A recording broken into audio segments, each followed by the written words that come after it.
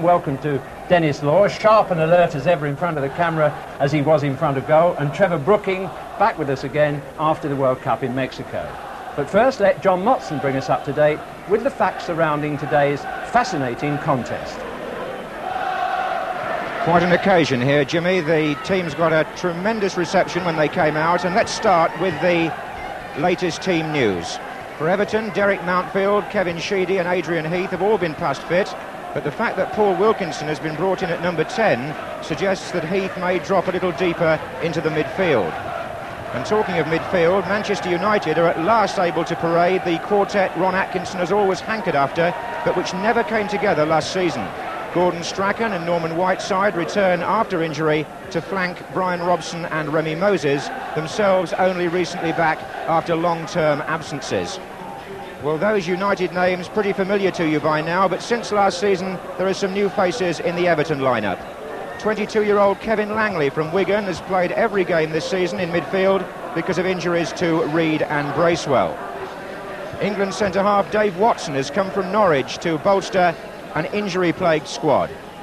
And 32-year-old Paul Power from Manchester City is playing left-back because altogether Everton have 4 fullbacks on their injured list. Well, so much for the Everton new boys, but what about Manchester United's predicament, Jimmy Hill? Only 4 points from 6 games.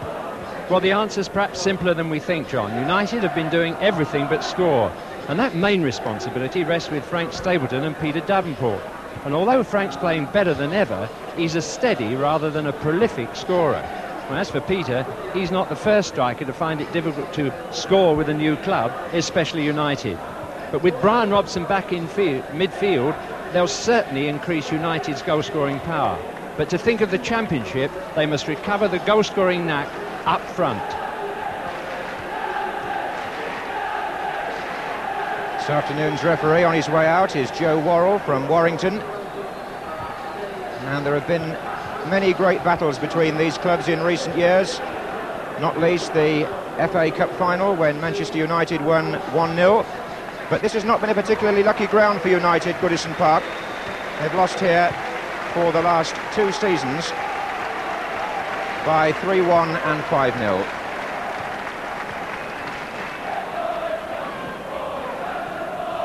Two linesmen there are Dennis Hutchinson from North Wales.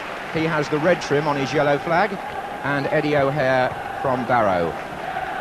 And the captains, familiar foes, Kevin Ratcliffe on the right of Everton, captain of Wales, and England's leader when he's fit, Brian Robson, on the left. Also worth pointing out that Everton at the start of play are the only unbeaten team in Division One. But that doesn't mean to say the team remains unchanged. Howard Kendall is still trying to battle against a lengthy injury list, and the inclusion of Wilkinson, former Grimsby Town player, means a new attacking partnership between him and Graham Sharp.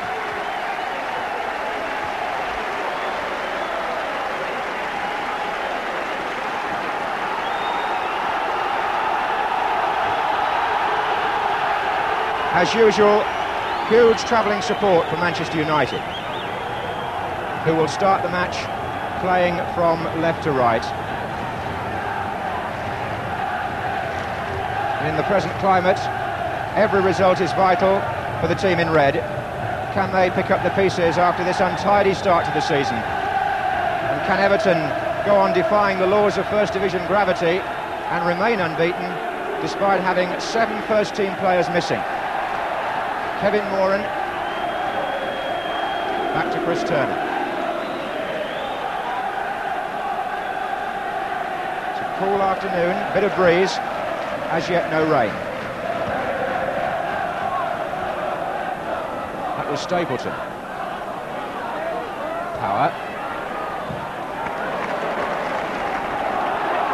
Wilkinson battling with Johnny Severbeck, flags up for offside.